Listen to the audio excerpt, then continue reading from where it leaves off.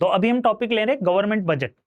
तो बजट का कंसेप्ट जो है उसको जानने से पहले हम ये समझ सकते हैं कि जब हम फैमिली को भी जब चलाते हैं हम, तो उसमें भी हम एक बजट डिसाइड करते हैं। फैमिली का बजट चलाने के लिए हम ये देखते हैं कि फैमिली में कहाँ से तो पैसा आएगा यानी रिसिप्ट्स, और कहाँ पे पैसा एक्सपेंडिचर होगा यानी कि एक्सपेंडिचर, यानी जहाँ पैसा खर्च होता है वो एक्सपेंडिचर, जहाँ से पैसा आता है वो रिसिप्ट्स। उस तरीके से एक फैमिली में बैलेंस चलता है कि इतना पैसा घर में आना है, इतना पैसा जो है खर्च होना है, तो उसके हिसाब से फैमिली का बजट डिसाइड होता है। तो ठीक इसी तरीके से कंट्री में भी हम ये देखते हैं कि कहाँ से तो पैसा आएगा यानी कि रिसिप्ट्स, और कहाँ पे पैसा जाएगा यानी कि एक्सपेंडिचर। जब हम पूरे कंट्री की रिसिप्ट्स और एक्सपेंडिचर्स के बारे में बात करते हैं तो गवर्नमेंट बजट का जो कंसेप्ट क्रिएट होता है।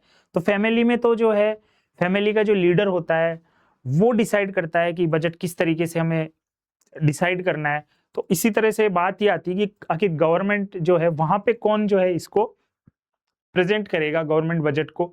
तो फाइनेंस मिनिस्टर जो है ना 1 फरवरी को जो है ना वहां पे हमारे सामने गवर्नमेंट बजट को प्रेजेंट करता है, और वहां पे जो फाइनेंस मिनिस्टर हमारे हैं वो ये बताते हैं कि पिछले फाइनेंशियल ईयर आप सब जानते हो 1 अप्रैल से लेकर 31 मार्च तक रहता है। तो पिछले फाइनेंशियल ईयर में हमने जो है क्या क्या काम किया, कहाँ कहाँ पैसा खर्च किया और कहाँ कहाँ से पैसा आया, और अब हम नेक्स्ट फाइनेंशियल ईयर में जो है कहाँ से तो पैसा लाएंगे और कहाँ पे पैसा खर्च करेंगे। इन सब बातों का जो है ना पूरा डिटेल में हमें जो एक आइडिया या एस्टिमेशन मिलता है वो फाइनेंस मिनिस्टर के थ्रू पूरे जो कंट्री के लोगों को मिलता है। तो 1 फरवरी को मिलता है वो। तो इसमें जो एक बात है कि प्रीवियस ईयर के बारे में जो बताया गया है कि पिछले साल हमने क्या किया, कैसे किया, उसके बारे में जो है लोग इतना ध्यान नहीं देते।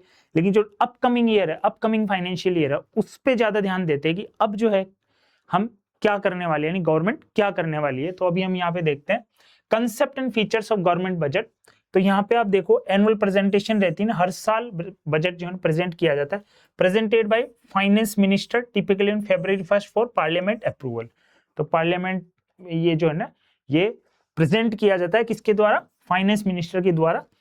और ये ड्यूल फोकस करता है यानी financial programmes of the past year and programmes and policies for the next year. तो हमारा ध्यान तो जो है ना नेक्स्ट ईयर पे ज्यादा रहता है, पास्ट ईयर की परफॉर्मेंस पे हम इतना ध्यान नहीं देते। Financial estimation includes A detail estimate of government receipts and, तो गवर्नमेंट रिसिप्ट्स की बात होती है, गवर्नमेंट एक्सपेंडिचर की बात होती है, वो भी कब, अपकमिंग ईयर में, जो कि हमने डिस्कस कर लिया है यहाँ पे। तो और यहाँ पे हम देखेंगे गवर्नमेंट की जो बजटरी पॉलिसी होती है उसको हम फिस्कल पॉलिसी बोलते हैं। Future programmes and policies presented are known as budgetary policy. तो गवर्नमेंट जो भी बजट में जो पॉलिसी डिसाइड करती है उसको हम बजटरी पॉलिसी जो है ना फिस्कल पॉलिसी जो है वो कहलाती है। और it is comprised of the revenue aspect, expected receipt, यानी रेवेन्यू एस्पेक्ट में रिसिप्ट यानी पैसा कहां से आएगा, एंड द एक्सपेंडिचर एस्पेक्ट्स यानी एक्सपेक्टेड स्पेंडिंग यानी पैसा कहां पे खर्च होगा। यहाँ पे अगर डेफिनेशन की बात करो, government budget is a statement, ये एक स्टेटमेंट है ऑफ एक्सपेक्टेड रिसिप्ट की बात हो रही है यहाँ पे, एंड एक्सपेंडिचर दैट रिवेल्स, और एक्सपेक्टेड एक्सपेंडिचर की फिक्स तो कोई बता ही नहीं सकता ना, एक्सपेक्टेड यानी आइडिया लेके चल रहे हैं, आइडिया जो रिसिप्ट्स का और आइडिया ही एक्सपेंडिचर का। Reveals the budgetary policy to achieve the twin objective, 2 objective कौन कौन से हैं, तो कंट्री की ग्रोथ होनी चाहिए और एक स्टेबिलिटी, हमें जो है कंट्री में इकोनॉमिक स्टेबिलिटी रहनी चाहिए। ये ट्विन ऑब्जेक्टिव गवर्नमेंट के रहते हैं। तो ये हमने देखा कि बजट आखिरकार होता क्या है। उसके बाद देखो ऑब्जेक्टिव्स ऑफ गवर्नमेंट बजट। तो गवर्नमेंट बजट आखिरकार क्यों बनाया जाता है, तो गवर्नमेंट बजट तो हम देख लेते हैं कि गवर्नमेंट बजट आखिरकार बनाया क्यों जाता है, उसके ऑब्जेक्टिव क्या है। तो पहला ऑब्जेक्टिव है जीडीपी ग्रोथ। जीडीपी ग्रोथ आपने बार बार ये वर्ड्स सुना होगा कि ग्रॉस डोमेस्टिक प्रोडक्ट यानी हमारा ओवरऑल प्रोडक्शन जो है ना वो अच्छा खासा रहे, हम जो है ना कंट्री ग्रो करे, तो उसके लिए हम हमारी जीडीपी को ग्रो करते हैं।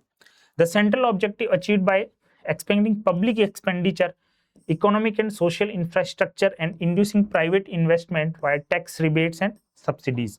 तो हम जीडीपी ग्रोथ कैसे हो उसके लिए हम क्या करते हैं कि पब्लिक एक्सपेंडिचर जो है हम उसको इंक्रीज करते हैं, मतलब हम जो है इंफ्रास्ट्रक्चर डेवलप करते हैं, कंट्री में रोड है और ब्रिजेस हैं और बाकी हॉस्पिटल्स हैं। तो इस तरह से हम एक इंफ्रास्ट्रक्चर डेवलप करके चलते हैं, और प्राइवेट जो इन्वेस्टमेंट है उसको भी हम इंड्यूस यानी कि उसको भी हम मोटिवेट करते हैं कि वो वहां पे इन्वेस्टमेंट लेके आए ताकि हमारा कंट्री ग्रो करे। तो इस तरह से हम हमारे रिसोर्सेज को एलोकेट करते हैं बजट में। मतलब यहाँ पे हमें ये जान लेना चाहिए कि हमें बजट में जो ऑब्जेक्टिव हम पढ़ रहे हैं उसमें हमें ये बता रहा है कि हम बजट में कहाँ तो पैसा जो है खर्च करें और कहाँ से हम पैसा निकाल के लाएं, तो उसको हम देख रहे हैं। तो हम जो है एक्सपेंडिचर वहां करेंगे जहां हमें जीडीपी ग्रोथ मिले। प्रोविजन ऑफ पब्लिक गुड्स का भी हमें ध्यान रखना है। Satisfying collective needs that the market ignores budgetary allocation ensures sufficient provisions of goods like law and order and national defence. तो पब्लिक गुड्स वो गुड्स हैं जो सभी लोग जिनको यूज करते हैं। तो उसमें आप देखते हो लॉ एंड ऑर्डर और नेशनल डिफेंस, हमारी आर्मी वगैरह पे जो भी एक्सपेंडिचर करना है वो उनका भी प्रोविजंस अलग से करना होगा। मार्केट के भरोसे हम छोड़ नहीं सकते कि लॉ एंड ऑर्डर और जो हमारी आर्मी के जो एक्सपेंडिचर्स हैं उनको हम मार्केट फोर्सेस, डिमांड सप्लाई के फोर्सेस पे छोड़ नहीं सकते। बजट में उनका अलग से प्रोविजन देते हैं ताकि हम एक्स्ट्रा सिक्योरिटी रहे। Allocation of resources next point है, balancing profit maximization with social welfare. The government taxes harmful goods, alcohol, cigarettes heavily and subsidize useful goods like khadi. तो रिसोर्सेज को इस तरीके से एलोकेट करना है कि सोशल वेलफेयर, जो लोगों के भले की जो गुड्स हैं उनका हम ज्यादा से ज्यादा प्रोटेक्शन करें, और जो लोगों के लिए जिन प्रोडक्ट से जो खतरा है, जो उनकी हेल्थ के लिए इंजूरियस है, हार्मफुल है, उनको उन पे हम हैवी टैक्स लगाएं ताकि जो प्रोड्यूसर डिमोटिवेट हो, और अगर वो करें फिर भी प्रोडक्शन करते हैं तो गवर्नमेंट को अच्छी खासी इनकम हो। तो जैसे अल्कोहल है, सिगरेट है, इनके प्रोडक्शन को जब गवर्नमेंट डिस्करेज, डिमोटिवेट करना चाहती है तो इन पे हैवी टैक्स लगाती है। और जैसे खादी और बाकी जो यूजफुल प्रोडक्ट्स हैं लोगों के लिए, उन पे जो है सब्सिडी देके उनको इंड्यूस करती है, मोटिवेट करती है। तो हार्मफुल प्रोडक्ट पे हम ज्यादा से ज्यादा टैक्स लगाएंगे और यूजफुल प्रोडक्ट को हम सब्सिडी देंगे, ये हमारा टारगेट रहता है। और रीडिस्ट्रीब्यूशन ऑफ इनकम में देखें क्या है, correcting wealth disparities, taxes are imposed on the rich to reduce disposable income while subsidies are offered to the poor. जैसे एलपीजी कनेक्शन है, फ्री कनेक्शन है, इस तरह की चीजें हम पुअर लोगों को देते हैं, और जो रिच लोग हैं उन पे हम हैवी टैक्स इंपोज करते हैं। ये रीडिस्ट्रीब्यूशन ऑफ इनकम में हम इस तरह की चीज जो देखते हैं कि अमीर लोगों पे हम ज्यादा टैक्स लगाएं और गरीब लोगों को हम जब सब्सिडी दें ताकि कंट्री जो है ना ग्रो करे। क्योंकि रिच पे अगर हम थोड़ा बहुत टैक्स लगा देंगे, 2-3 करोड़ महीने की जिसकी इनकम है उस पर अगर हम थोड़ा टैक्स इंपोज कर देंगे तो उसकी लाइफ स्टाइल पे तो कोई फर्क पड़ेगा नहीं। लेकिन जो एक पुअर आदमी है, जो गरीब आदमी है, जिसको 2 वक्त का खाना नहीं मिल रहा, उसको हम थोड़ा बहुत हेल्प कर देंगे तो उसकी लाइफ में बहुत कुछ फर्क पड़ जाएगा। तो कंट्री को ग्रो करने के लिए हमें रिच पे जो ज्यादा टैक्स लगाना है और पुअर को जो है हमें सब्सिडी प्रोवाइड करनी है। ऑब्जेक्टिव सभी चल रहे हैं। इसमें हमारा 5th पॉइंट कौन सा है, बैलेंस्ड रीजनल ग्रोथ। अब ऐसा तो है नहीं कि राजस्थान की बात करें वो कैपिटल है जयपुर, वो तो बहुत ग्रो कर जाए, बाकी जो और कोई दूसरे कोई गांव है वो ग्रो नहीं करे। ऐसे ही अगर हम पूरे इंडिया की बात करें तो दिल्ली, मुंबई, कलकत्ता, चेन्नई, अहमदाबाद, लखनऊ, ऐसे तो जो कुछ सिटीज है वो तो बहुत ज्यादा ग्रो कर जाएं, और बाकी जो सेकंड टायर, थर्ड टायर के जो सिटीज हैं वो जो है वो ग्रो इतना करे नहीं। तो हमें जो है ना पूरी कंट्री को साथ लेके चलना है। ऐसा नहीं कि कुछ सिटीज तो बहुत ज्यादा ग्रो कर जाएं और बाकी जो सिटीज हैं वो ग्रो नहीं करे। तो हमें ये ध्यान रखना है कि रीजनल ग्रोथ पे ध्यान रखना है, मतलब सभी एरिया ग्रो करें। देखो, prioritising development in backward region, this is achieved through liberal tax laws for those regions such as the establishment of SAGE। तो ये स्पेशल इकोनॉमिक जोन्स गवर्नमेंट ने क्रिएट किए हैं। हमने तो पूरा कंट्री वाइड, स्टेट वाइज बात की, बट कई बार क्या होता है कि जैसे पर्टिकुलर किसी डिस्ट्रिक्ट में भी कोई जगह ऐसी है जो जहाँ पे डेवलपमेंट ज्यादा है, उसी डिस्ट्रिक्ट में कोई जगह ऐसी है जहाँ पे डेवलपमेंट कम है, तो ये स्पेशल इकोनॉमिक जोन की स्कीम से गवर्नमेंट जो है, और लिबरल टैक्स लॉज जो सिटीज, जो एरिया या जो सिटीज ग्रो नहीं है उन वहां पे थोड़ा टैक्स पॉलिसीज लिबरल करके वहां उन चीजों को हम, उन एरियाज को हम ग्रो कर सकते हैं। एम्प्लॉयमेंट जनरेशन, तो देखो एम्प्लॉयमेंट तो बेसिक चीज है ही है। अगर हम जितना एम्प्लॉयमेंट जनरेट करने में अगर सक्सेसफुल हो गए एज ए गवर्नमेंट, तो कंट्री का तो जो है काफी उसमें फायदा होने ही वाला है, क्योंकि एम्प्लॉयमेंट से इनकम बढ़ेगी, इनकम बढ़ने से कंजप्शन बढ़ेगा, कंजप्शन बढ़ने से प्रोडक्शन बढ़ेगा, प्रोडक्शन बढ़ने से फिर से एम्प्लॉयमेंट जनरेट होगा, फिर से इनकम बढ़ेगी, और प्रोड्यूसर भी जो है ना वो मोटिवेट होगा बिजनेस करने के लिए, क्योंकि कंजप्शन बढ़ रहा है, तो इसका मतलब उसके प्रोडक्ट की डिमांड मार्केट में क्रिएट हो रही है, तो वो भी प्रोडक्शन की तरफ आएगा, तो हम पे प्राइवेट इन्वेस्टमेंट को भी अपनी तरफ, उसमें इंड्यूसमेंट ऑफ प्राइवेट इन्वेस्टमेंट का कंसेप्ट भी वहां पे क्लियर हो रहा है। तो यहाँ पे हम देख सकते हैं कि एम्प्लॉयमेंट जनरेशन भी काफी इंपॉर्टेंट है। Focusing on employment opportunities through investment in public enterprises, budgetary provisions are made for schemes like MNREGA to help poor sections. तो मनरेगा जैसी स्कीम्स लाई गई ताकि लोगों को जो है ना रोजगार मिल सके और गरीब जो है वो एम्प्लॉयमेंट उसके पास आ सके। इकोनॉमिक स्टेबिलिटी, नेक्स्ट पॉइंट है economic stability. Using fiscal instrument to minimise swing, inflation is corrected by higher taxation, lower spending. Deflation is managed by lower taxation and higher spending. देखो, इकोनॉमिक स्टेबिलिटी लाने के लिए हमें दो चीजों को control करना रहता है। एक तो रहता है क्या, इन्फ्लेशन, और एक क्या रहता है, डिफ्लेशन। इन्फ्लेशन में जो है ना प्राइसेस काफी हाई हो जाती है, और डिफ्लेशन में प्राइसेस काफी लो हो जाती है। तो इन्फ्लेशन में हमें क्या करना है कि मनी सप्लाई को कट करना है। तो मनी सप्लाई को कट करने के लिए क्या करें, हायर टैक्स लगा दो, आप टैक्स इंपोज कर दो लोगों पे, जिससे कि उनकी डिस्पोजेबल इनकम कम हो जाएगी और वो कम एक्सपेंडिचर कर पाएंगे, तो प्राइसेस नीचे आ जाएगी, तो इन्फ्लेशन की प्रॉब्लम अपने आप कंट्रोल हो जाएगी। ऐसे ही जो डिफ्लेशन में प्राइसेस लो है, तो हमें क्या करना है, टैक्स लो करना है, गवर्नमेंट स्पेंडिंग को बढ़ा देना है, तो मार्केट में पैसा वहां पे छोड़ना है, सप्लाई, मनी सप्लाई इंक्रीज करनी है। तो आपने टैक्स अगर कम कर दिए तो जो वहां कंट्री के जो लोग, उनकी डिस्पोजेबल इनकम जो बढ़ जाएगी, मतलब खर्च करने की जो इनकम है वो बढ़ जाएगी, तो खर्चा ज्यादा करेंगे तो फिर अपने आप ही प्राइसेस हाई साइड में निकल जाएगी, डिमांड क्रिएट हो जाएगी, ठीक है। तो डिफ्लेशन की प्रॉब्लम सॉल्व। तो इस तरह से हम इकोनॉमिक स्टेबिलिटी की तरफ बढ़ते हैं। ये ऑब्जेक्टिव्स हमने देख ली गवर्नमेंट बजट के। उसके बाद देखो स्ट्रक्चर और कंपोनेंट ऑफ द बजट। तो बजट के कंपोनेंट क्या क्या है, बजट के कंपोनेंट है मेनली तो बजट रिसिप्ट्स, यानी पैसा कहां से आएगा, बजट एक्सपेंडिचर, यानी पैसा कहां जाएगा, खर्चा कहां होगा, और पैसा इनकम कहां से होगी, तो इनकम कहां से होगी, बजट रिसिप्ट, और एक्सपेंडिचर कहां होगा, वो बजट एक्सपेंडिचर। तो इसमें भी दो हैं बजट रिसिप्ट में, एक तो revenue receipts and capital receipts, और बजट एक्सपेंडिचर में भी दो हैं, revenue expenditure and capital expenditure. अब हम बात कर लेते हैं बजट रिसिप्ट्स की। बजट रिसिप्ट्स क्या होती है आखिर, budget receipt refer to the estimated money receipts of the government from all resources during the fiscal year. तो इसको दो में क्लासिफाई किया गया है, revenue receipt and capital receipt. तो बजट रिसिप्ट तो मेनली है कि पैसा गवर्नमेंट के पास आखिरकार कहां से आएगा एक साल के अंदर, एक फाइनेंशियल ईयर के अंदर, तो उसमें भी क्लासिफाइड कर दिया revenue receipt and capital receipt, ठीक है। अब आगे चलते हैं। देखो अब ये रेवेन्यू रिसिप्ट को हम डिटेल में लेके जाएंगे। Revenue receipts are money receipt. Revenue receipt वो money receipts of the government which shows, वो मनी रिसिप्ट जो ये दो कैरेक्टरिस्टिक जिसके अंदर होते हैं, कौन कौन से, एक तो no corresponding liability, no reduction in asset, मतलब पैसा इस तरीके से आए कि ना तो लाइबिलिटी क्रिएट हो और ना कोई असेट रिड्यूस हो। पैसा देखो दो तीन तरीके से आता है आपके पास, या तो आप किसी चीज को सेल कर दोगे, आपके पास कोई प्लॉट है उसको निकाल दिया, तो पैसा तो आ गया घर में, लेकिन आपका असेट यानी आपका प्लॉट बिक चुका है, तो असेट आपका रिडक्शन ऑफ असेट के थ्रू पैसा आया। लेकिन रेवेन्यू रिसिप्ट में ऐसा नहीं होता, रिडक्शन ऑफ असेट किए बिना ही रिसिप्ट आती है, पैसा आता है इस तरीके से कि रिडक्शन ऑफ असेट नहीं होता।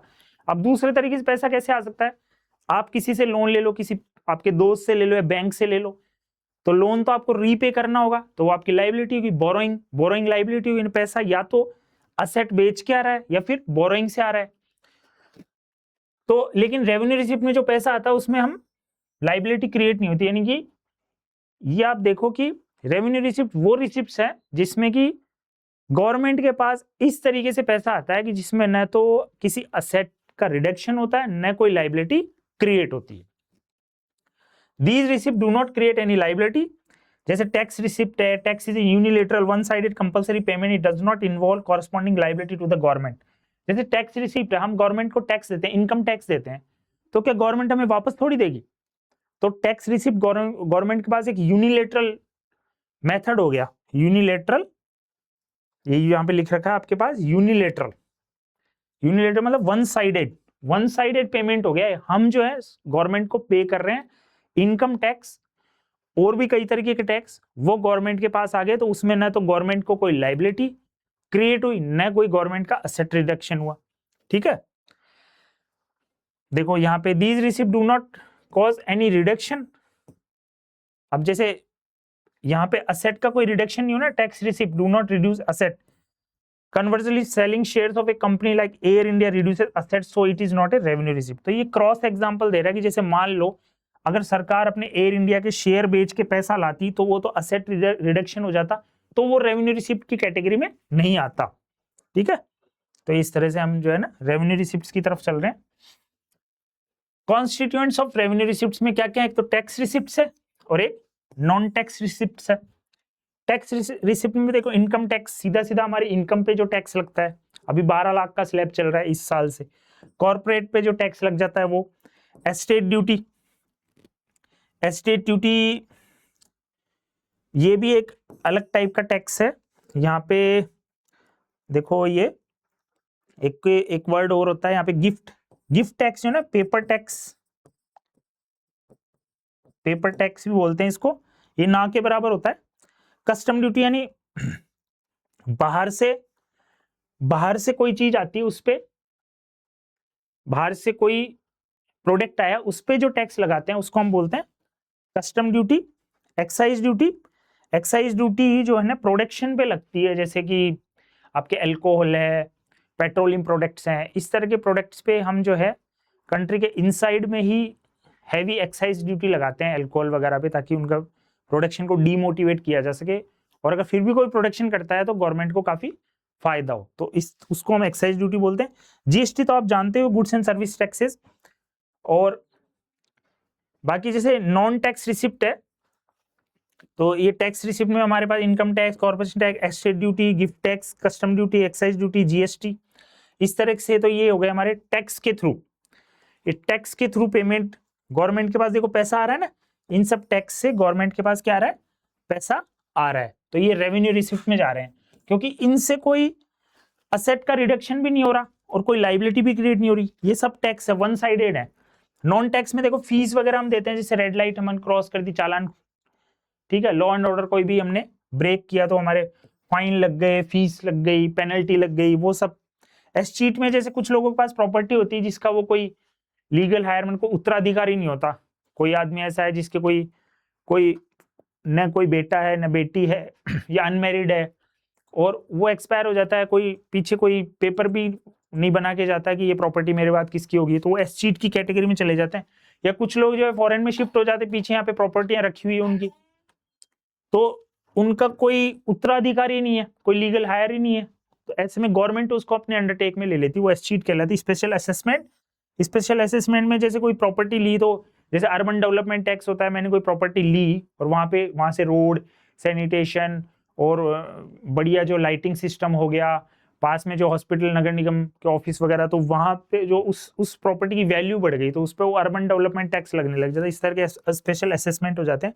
Income from public enterprise, railway वगैरह से सरकार को इनकम होती है। Income from the sale of spectrum 2G, 3G, 4G, 5G, ये बेच के भी सरकार पैसा कमाते हैं। ग्रांट्स एंड डोनेशन सरकार को मिल जाते हैं, कई बार स्टेट गवर्नमेंट को सेंट्रल गवर्नमेंट से ग्रांट्स एंड डोनेशन जो भी रिसीव होते हैं वो सब हमारे रेवेन्यू रिसीप्ट में चले जाते हैं, क्योंकि यहाँ पे न तो कोई लाइबिलिटी यानी पैसा वापस पे करना ही नहीं है, न कोई रिडक्शन ऑफ एसेट्स यानी कोई चीज बेच के हम पैसा लेके नहीं आ रहे। तो ये कैटेगरी रेवेन्यू रिसिप्ट हमने देखी। उसके बाद हम देखते हैं tax receipt and types of tax. अब देखो यहाँ पे टैक्स रिसिप्ट क्या है। टैक्स रिसिप्ट पे थोड़ा और डिटेल में हम जाए तो tax is compulsory payment to the government by households. Government को हम पे करते हैं, कौन कौन? Household, firms and other institutional units, ये सब गवर्नमेंट को एक कंपल्सरी पेमेंट पे करते हैं। कौन कौन? हाउस होल्ड, फर्म्स और other institutional units. That tax payer can not expect any direct service और benefit from the government in return. तो टैक्स पेयर कोई डायरेक्ट बेनिफिट उसमें एक्सपेक्ट नहीं करता कि मैंने जो है 5,000 रुपए टैक्स दिए तो भैया हमें कोई ना कोई चीज तुरंत सरकार से मिल जाएगी, ऐसा नहीं है। जो इनडायरेक्टली हम यूज कर रहे रोड्स हैं और भी हम जो ब्रिजेस हैं और स्ट्रीट लाइट्स हैं, ये सब हम यूज कर रहे हैं, इसका हम इनडायरेक्ट पेमेंट कर रहे हैं एक तरीके से।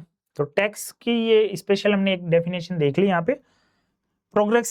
प्रोग्रेसिव टैक्स है, रिग्रेसिव टैक्स है, वैल्यू एडेड टैक्स है, स्पेसिफिक टैक्स है, डायरेक्ट एंड इनडायरेक्ट टैक्स है। ठीक है, तो प्रोग्रेसिव टैक्स और रिग्रेसिव टैक्स देख लेते हैं। प्रोग्रेसिव टैक्स में क्या है कि जैसे से किसी पर्सन की इनकम बढ़ती है तो उस पर टैक्स रेट बढ़ती चली जाए, उसको हम प्रोग्रेसिव टैक्स कहते हैं। तो ये टैक्स एक अच्छी स्कीम है क्योंकि अमीर पे फिर ज्यादा टैक्स लगेगा और गरीब आदमी पे कम टैक्स लगेगा, क्योंकि प्रोग्रेसिव टैक्स में जैसे जैसे इनकम स्लैब बढ़ेगा टैक्स की रेट्स हायर साइड में निकलती जाएगी। तो ऐसे में जिसकी इनकम ज्यादा उस पर ज्यादा टैक्स, जिसकी इनकम कम है उस पर कम टैक्स। और रिग्रेसिव टैक्स में क्या होता है कि फिक्स कर देते हैं। तो फिक्स में तो जो है poor section of the society घाटे में, गरीब आदमी तो घाटे में। एक तो कोई 1 करोड़ कमा रहा है वो 10% देगा, कोई 1 लाख कमा रहा है वो 10% देगा, तो दिक्कत में आ जाएगा ना 1 लाख वाला। तो रिग्रेसिव टैक्स स्कीम में क्या है, इनकम के साथ टैक्स ग्रो नहीं करता, जो कि एक बेकार स्कीम है। प्रोग्रेसिव में इनकम के साथ टैक्स बढ़ता है, जो कि एक अच्छी टैक्स स्कीम है। वैल्यू एडेड मतलब जैसे जैसे हम प्रोडक्शन की अलग अलग स्टेजेस पे जो टैक्स लगते हैं, और स्पेसिफिक टैक्स मतलब पर्टिकुलर यूनिट पे, साइज पे, कि किसी यूनिट पे टैक्स लगा दिया कि इससे ज्यादा साइज रखोगे तो टैक्स लग जाएगा, तो वो स्पेसिफिक टैक्स में चल जाए। डायरेक्ट हमारा जो है इनकम टैक्स डायरेक्ट टैक्स है, जीएसटी हमारा इनडायरेक्ट टैक्स है। जीएसटी टैक्स लगता है तो शॉपकीपर में वो हमारी तरफ शिफ्ट कर देता है उसको कि जीएसटी लगेगा, उस पे लग रहा है लेकिन वो हमसे वसूल लेता है, तो इनडायरेक्ट हो गया। और डायरेक्ट तो जो इनकम टैक्स तो हम खुद ही पे करते हैं। तो ये सब डिटेल में देखो। प्रोग्रेसिव टैक्स में rate of tax increases with an increase in income, ये हम डिस्कस कर चुके। The real burden tax is more on the rich and less on the poor, ये हम डिस्कस कर चुके। टैक्स रेट 10% है 8 से 12 लाख पे, 15% है 12 से 16 लाख पे, हम डिस्कस कर चुके। अमीर आदमी पे ज्यादा टैक्स। और रिग्रेसिव टैक्स में रियल बर्डन जो है ना, causes a greater real burden on the poor than the rich, तो पुअर पे ज्यादा बर्डन ज्यादा है। कांस्टेंट रेट होती है इसमें टैक्सेशन की, रिग्रेसिवली एक्ट करती है, वो लो इनकम ग्रुप को दिक्कत करती है। जैसे फ्लैट रेट डाल दी 10%, तो 5,000 income forces a cut in essential consumption compare to 10% on, ये हो गया 1 लाख पर मंथ। जो 1 लाख रुपए महीना कमा रहा है और जो 5,000 रुपए महीना कमा रहा है, दोनों पे आपने 10% लगा दिया तो प्रॉब्लम जो 5,000 महीने वाला प्रॉब्लम में आ जाएगा, हम डिस्कस कर चुके। अब देखो classification of taxes and tax base. Value added tax, ये भी हम डिस्कस कर चुके। इनडायरेक्ट टैक्स है ये, वैल्यू एडेड पे रहता है, अलग अलग जो प्रोडक्शन की स्टेज है उन पे लगता है। Value added refers to the difference between value of output and value of intermediate. Intermediate से आगे निकलते जाते हैं हम, जैसे जैसे हम देखो प्रोडक्शन की जो अलग अलग स्टेज है, मतलब इंटरमीडिएट गुड्स से आगे की स्टेज पे जो प्रोडक्शन करते हैं उन पे लगने वाला टैक्स है। Value added refer to the difference between value of output and value of intermediate consumption. GST and service tax is an important form of value added tax. तो जीएसटी भी जो है ना अलग अलग स्टेजेस पे अलग अलग तरह से हम जीएसटी जो है वहां पे इम्पोज करते हैं। स्पेसिफिक टैक्स में levied on commodity on the basis of unit size और वेट। देखो यूनिट साइज और वेट के हिसाब से टैक्स लगता है। It is not based on the monetary value of the goods but on the physical characteristic, physical characteristics के हिसाब से टैक्स लगता है। जैसे example excise duty on petroleum diesel leave पर लीटर, जैसे इन पे पर लीटर टैक्स लगता है। Tax on package goods, example 5 पर 500 मिलीलीटर ऑफ सॉफ्ट ड्रिंक, तो ये 500 ml सॉफ्ट ड्रिंक पे ये 5 रुपए। इस तरह से मतलब साइज, वेट और यूनिट्स के हिसाब से जो टैक्स लगेगा वो स्पेसिफिक टैक्स की कैटेगरी में चला जाएगा। उसके बाद देखो ये डिफरेंस बता रहे हैं, ऑलमोस्ट हम कवर कर चुके। मीनिंग है, शिफ्टिंग है, नेचर है, एग्जांपल है। देखो डायरेक्ट टैक्स का मीनिंग क्या है, finally paid by the person on home, जिस पे लगता है वही पे करता है। जबकि इनडायरेक्ट टैक्स में imposed on the other person, imposed on one person but paid by another, लगता तो किसी और पे देता कोई और है। शिफ्टिंग क्या है, the burden of direct tax can not be shifted, इसको शिफ्ट नहीं कर सकते, जिस पे लग रहा है वही देगा। और ये कैन बी शिफ्टेड, मतलब लग तो किसी दुकानदार पे रहा है और वो कस्टमर पे उसको शिफ्ट कर रहा है। नेचर क्या है, प्रोग्रेसिव है इसकी नेचर, और इसकी जो है रिग्रेसिव है, तो फिक्स में चला जाता है। ये है इनकम के साथ साथ घटता है या बढ़ता है, ठीक है। Income tax, corporate profit tax, और यह है GST, custom duty. Custom duty बाहर से आने वाले प्रोडक्ट पे जो ड्यूटी लगती है, that is called custom duty. Constituents of non tax receipt, अब देखो ये फीस की बात की। Payment to the government for administrative judicial services, हम जो एडमिनिस्ट्रेटिव सर्विसेज लेते हैं, जुडिशियल सर्विसेज लेते हैं, और इसके लैंड रजिस्ट्रेशन पे जब हम पैसा देते हैं, बर्थ डेथ सर्टिफिकेट जब हम बनवाते हैं, उनसे पासपोर्ट बनवाते हैं, वो सब फीस में चला गया। इस शीट में income of the state which rises out of the property left by people without legal higher, जो उत्तराधिकारी छोड़ के नहीं जाते वो वाली प्रॉपर्टी। फाइन्स वगैरह में देखो लॉ ब्रेकर्स पे जो फाइन लगता है वो इसमें इस कैटेगरी में आ गया, ठीक है। Special assessment with owners of properties whose value has appreciate due to development activities के हिसाब से।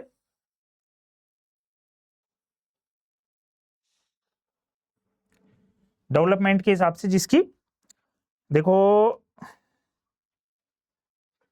Payment made by owners of properties whose value has appreciated, value बढ़ गई, उसकी वैल्यू बढ़ गई, ठीक है, वैल्यू बढ़ गई उसकी, डेवलपमेंट होने से उस प्रॉपर्टी की वैल्यू बढ़ गई, वो स्पेशल असेसमेंट में चला गया, ठीक है। फिर देखो कैपिटल रिसिप्ट्स, कैपिटल रिसिप्ट्स में क्या है, वहां पे रेवेन्यू रिसिप्ट्स में तो कोई लाइबिलिटी क्रिएट नहीं हो रही थी, लेकिन यहाँ पे कोई लाइबिलिटी क्रिएट होगी, यानी हम बोरोइंग करके लाएंगे पैसा तो वो तो वापस पे करना है, तो वो कैपिटल रिसिप्ट में चला जाएगा। और रिडक्शन ऑफ असेट्स, यानी कि रेवेन्यू रिसिप्ट में कोई असेट रिडक्शन भी नहीं हो रहा था, पेमेंट हमारे पास आ रहा था, रिसिप्ट आ रही थी, बट यहाँ पे अगर पेमेंट आ रहा था कुछ ना कुछ कम हुआ है, या तो आपने कोई प्लॉट बेचा है या फिर अपनी कोई दूसरी चीज बेच दी तब पैसा है, तो देखो these receipts create liability for the government, government के को लाइबिलिटी क्रिएट करके जब पैसा आता है that is called capital receipts.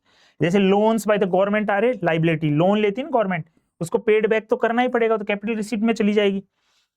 और रिडक्शन इन एसेट में these receipts cause reduction in assets, इसका रिडक्शन इन एसेट्स क्या है, सेलिंग कर दिया एयर इंडिया के शेयर, जो गवर्नमेंट के पास एयर इंडिया के शेयर थे वो बेच दिए, तो असेट रिडक्शन के बाद जो पैसा है that is called capital receipt. Constituents of capital receipt के क्या है, recovery of loans, the central government offers loan to the state government when these loans are recovered, assets of the government are reduced. किसी को loan दे रखा था central government ने state government को, वो लोन वापस रिकवर कर लिया तो असेट रिड्यूस हो गया और वो पैसा आ गया, तो that will be capital receipt. Borrowing and other liabilities while lending creates assets, borrowing creates liability, ठीक है, पैसा उधार दिया तो असेट क्रिएट हो, लेकिन उधार ले लिया तो लाइबिलिटी होगी। Borrowings are treated as capital receipts. The government borrows from the general public, कहां से पैसा लेती है सरकार, जनरल पब्लिक से, आरबीआई से और रेस्ट ऑफ द वर्ल्ड, यानी विदेशों से जो पैसा लेगी वापस चुकाना पड़ेगा, तो वो बोरोइंग हो गई, बोरोइंग जो पे बैक करनी होगी, and that will be the capital receipt. Other receipt में डिसइन्वेस्टमेंट, यानी कोई गवर्नमेंट ने अपना कोई कंपनी प्राइवेट सेक्टर को बेच दी, occurs when the government sells off its share of public sector enterprises to the private sector, money received is capital receipt। तो कुछ बेचा, अपनी गवर्नमेंट ने अपनी कंपनी प्राइवेट सेक्टर को बेची, तो वो कैपिटल रिसिप्ट के कैटेगरी में चली गई। Revenue receipt versus capital receipt difference बता रहा है, तो मीनिंग बता रहा है सबसे पहले, तो असेट लाइबिलिटी पे कोई फर्क नहीं पड़ता रेवेन्यू रिसिप्ट में, जबकि इस पे असेट लाइबिलिटी स्टेटस चेंज होता है। असेट लाइबिलिटी ना तो बढ़ते हैं ना घटते हैं, इसमें असेट लाइबिलिटी या तो बढ़ते हैं या फिर घटते हैं। सिग्निफिकेंस क्या है, कोई बर्डन सरकार पे रहता नहीं, फ्यूचर जनरेशन पे कोई बर्डन नहीं रहता। High revenue receipt point two sound financial health, revenue receipt अगर ज्यादा है तो इसका मतलब सरकार की फाइनेंशियल पोजीशन अच्छी है, और ये बर्डन फ्यूचर जनरेशन बर्डन आता है, बोरोइंग कर करके पैसा ले लिया तो पिछली आगे की जनरेशन उसको चुकाती रहेगी, और कैपिटल रिसिप्ट ज्यादा है, इसका मतलब फाइनेंशियल हेल्थ जो है वो पुअर है गवर्नमेंट की, तो ये डिफरेंस चल रहा है। बजट एक्सपेंडिचर, अब हम बात करेंगे एक्सपेंडिचर की, refer to the estimated expenditure of the government during the fiscal year, एक साल में जितना भी खर्चा हुआ उसको हम क्या बोलते हैं, बजट एक्सपेंडिचर। और बजट एक्सपेंडिचर के भी दो पार्ट हैं, वो कौन कौन से, एक रेवेन्यू एक्सपेंडिचर और कैपिटल एक्सपेंडिचर, यानी पहले रेवेन्यू रिसिप्ट था, कैपिटल रिसिप्ट था, अब रेवेन्यू एक्सपेंडिचर, कैपिटल एक्सपेंडिचर।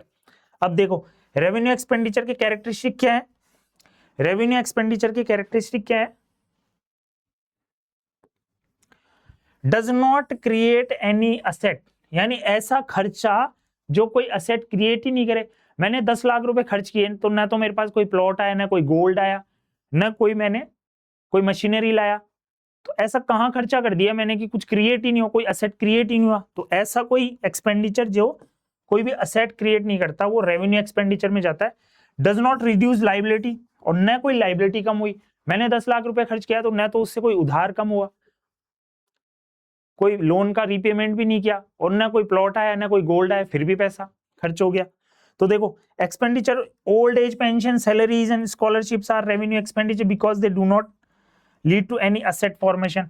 तो गवर्नमेंट जो खर्चा करती है ना ओल्ड एज पेंशन पे, सैलरीज पे, स्कॉलरशिप पे, इस पे कोई एसेट तो क्रिएट होता नहीं, फालतू में ये खर्चा हो जाता है। तो ये ऐसा खर्चा है जिस पे कोई एसेट क्रिएशन ही नहीं होता। और यहाँ पे एग्जांपल जैसे ग्रांट्स टू स्टेट गवर्नमेंट को ग्रांट्स दिया, जैसे कोई बाढ़ आ गई, कोई भूकंप आ गया, floods, earthquake, does not reduce financial liability. ठीक है, तो फाइनेंशियल लाइबिलिटी को रिड्यूस तो करते नहीं है, तो कोई लाइबिलिटी रिड्यूस हुई नहीं, लेकिन बस मदद के लिए स्टेट गवर्नमेंट को सेंट्रल गवर्नमेंट ने पैसा दे दिया, तो वो क्या है अपने क्या है रेवेन्यू एक्सपेंडिचर की कैटेगरी में वो चले गए। उसके बाद देखो important items of revenue expenditure क्या क्या है। Revenue expenditure refer to estimated expenditure of the government physically which does not create asset and cause a reduction in liability. ना तो कोई असेट क्रिएट होते हैं, ना कोई लाइबिलिटी कम होती है। इस प्रकार के खर्चे क्या कहलाते हैं, रेवेन्यू एक्सपेंडिचर कहलाते हैं।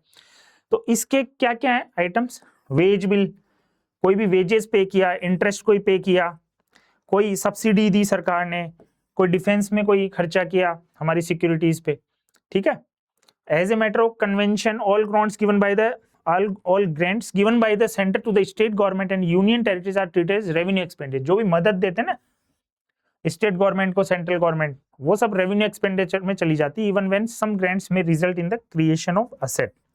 तो ये अभी तो हम इतना समझ सकते हैं कि जो रेवेन्यू एक्सपेंडिचर है उसमें आप अभी इतना समझ के चलो कि ना तो कोई अपने असेट क्रिएट होता है और न कोई लाइबिलिटी कम होती। कुछ एक्सेप्शन केस है, वो अभी हम इतना डीप नहीं जाएंगे। एक्सेप्शन केस में जैसे बता रहा है यहाँ पे, इवन व्हेन सम ग्रांट्स में result in the creation of asset, कुछ ग्रांट असेट क्रिएट कर दे भले ही, लेकिन फिर भी वो रेवेन्यू एक्सपेंडिचर में जाती है। बहुत एक्सेप्शनल बहुत कोई केस होते हैं, तो अभी इतना डीप हम जा नहीं रहे।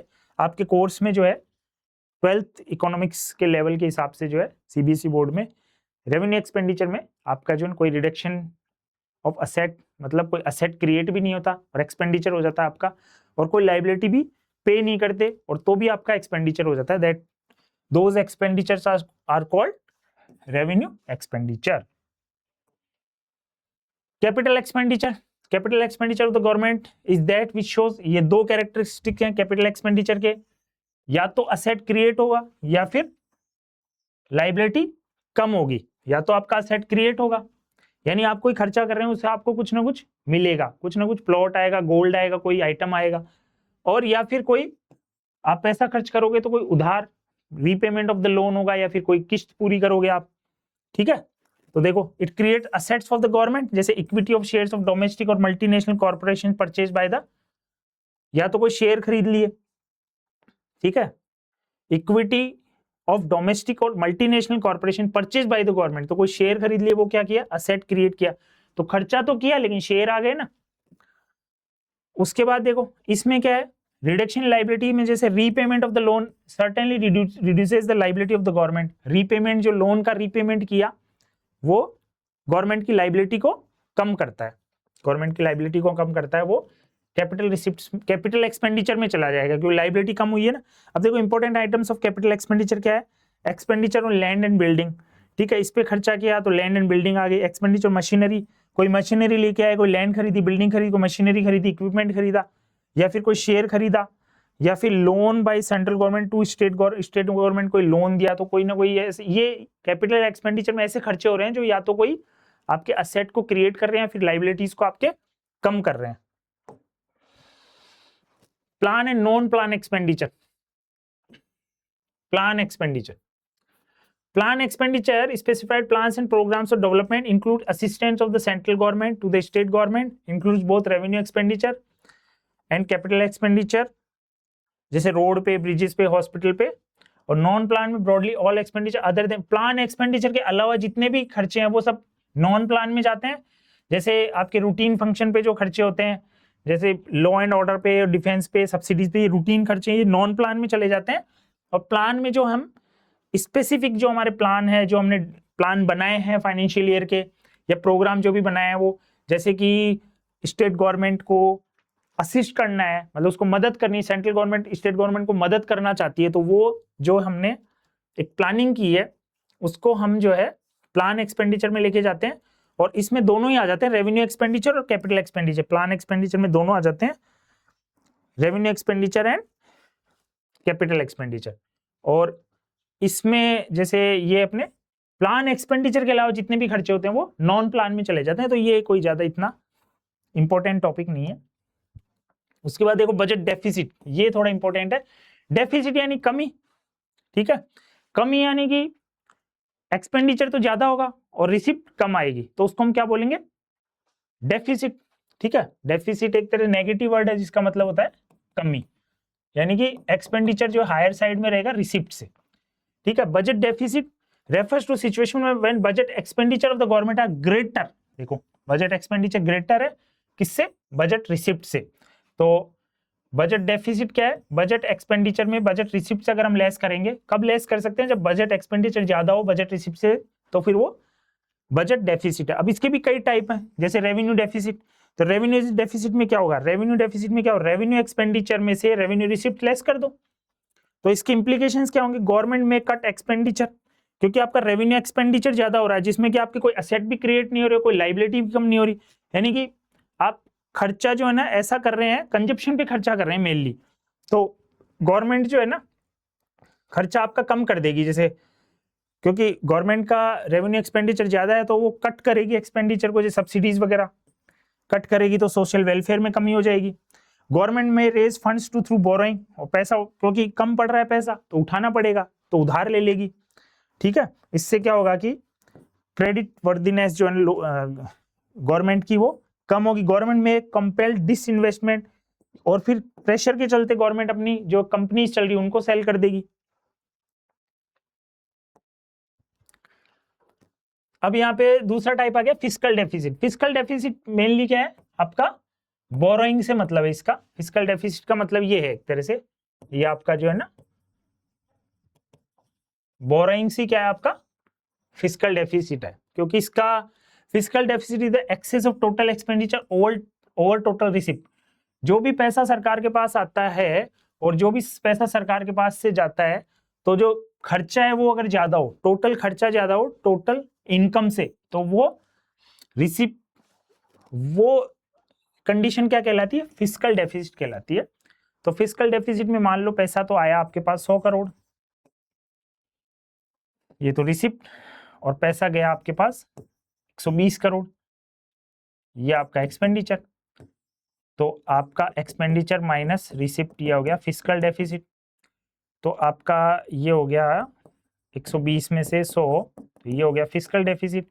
20 आपका क्या हो गया, फिस्कल डेफिसिट।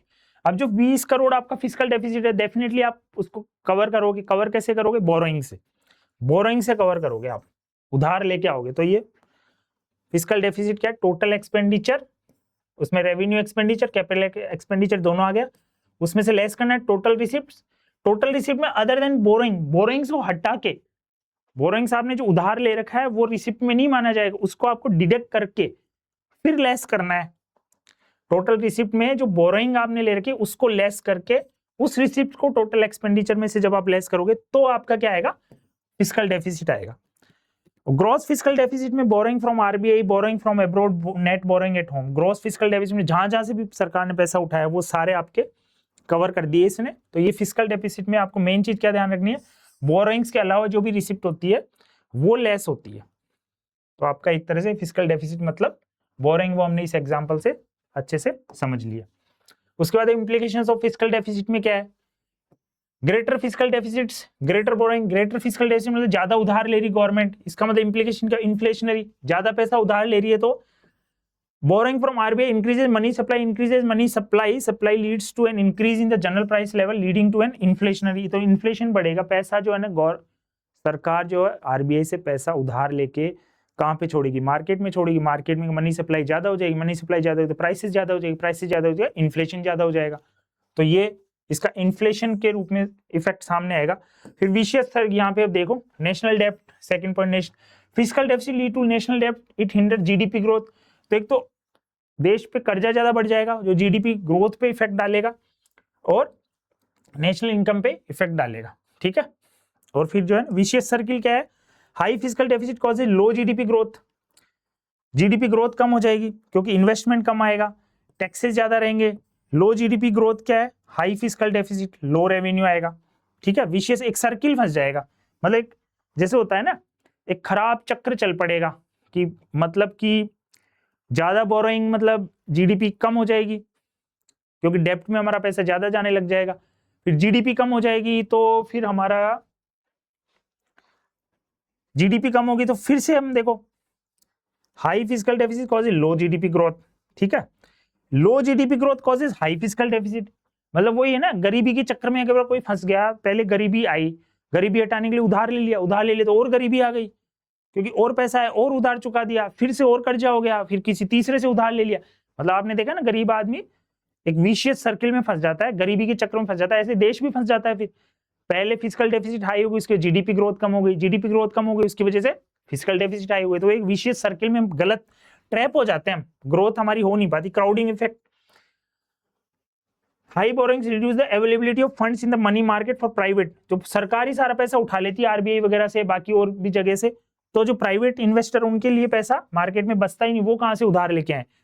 क्रेडिबिलिटी, सरकार की क्रेडिबिलिटी कम हो जाती है, जो ना इंटरनेशनल मार्केट में सरकार की साख गिर जाती है, मतलब ये तो काफी पैसा उधार लेते रहते हैं, क्रेडिबिलिटी काफी कम हो जाती है। प्राइमरी डेफिसिट में क्या होगा आपके, primary deficit the difference between fiscal deficit में से आप जो इंटरेस्ट पेमेंट को लेस कर दोगे तो ज्यादा बढ़िया ये इंडिकेटर है। ये प्राइमरी डेफिसिट फिस्कल डेफिसिट से अच्छा इंडिकेटर है, क्योंकि प्राइमरी डेफिसिट में आप क्या कर रहे हो, यहाँ पे क्या कर रहे हो आप, फिस्कल डेफिसिट में से यानी बोरोइंग में से आप जो इंटरेस्ट पे कर रहे हो, यानी पिछले साल जो पैसा आपने उठाया था उसका जो आप इंटरेस्ट पे कर रहे हो उसको भी आपको लेस करना है, उसको भी लेस करना है। यानी कि आपने 200 करोड़ उधार लिए, उसमें से मान लो आपने 200 CR बोरोइंग की, उसमें से 20 करोड़ तो वापस से आप जो है ना इंटरेस्ट पे कर रहे हो, जो आपने पहले डेब्ट पहले जो बोरोइंग की थी उसका इंटरेस्ट पे 20 कर, तो 180 आपका प्राइमरी डेफिसिट हो गया। तो ये प्राइमरी डेफिसिट ज्यादा बेटर एक इंडिकेटर है, जिसमें कि हम जो इंटरेस्ट पे कर रहे हैं बोरोइंग में से भी हम पिछले साल का जो इंटरेस्ट पे कर रहे हैं उसको हम डिडक्ट करके जब बताते हैं, तो प्राइमरी डेफिसिट का फॉर्मूला क्या है, fiscal deficit minus interest payment, ठीक है। तो ये हमने देखा meaning and implication. While fiscal deficit show total borrowing requirement, primary deficit shows borrowing requirement exclusive of interest payment, ठीक है। It indicates government borrowing on account of current year expenditure and current year receipts. The implications are similar to fiscal deficit. The only difference the primary deficit does not carry the load of the interest payment. तो बस यही है कि primary deficit जो ना interest payment का load अपने साथ लेके नहीं चलता, बस यही डिफरेंस है उस फिस्कल डेफिसिट और प्राइमरी डेफिसिट में। तो हमने बजट का पूरा एक पूरे जो कंसेप्ट है वो अच्छे से डिस्कस किए, तो आपको ये अच्छे से पढ़ के जाने हैं और अच्छे से याद करना है, और एग्जाम में ये बजट का टॉपिक काफी इंपॉर्टेंट रहता है। उम्मीद करते हैं आपको ये टॉपिक अच्छे से समझ में आ गया होगा।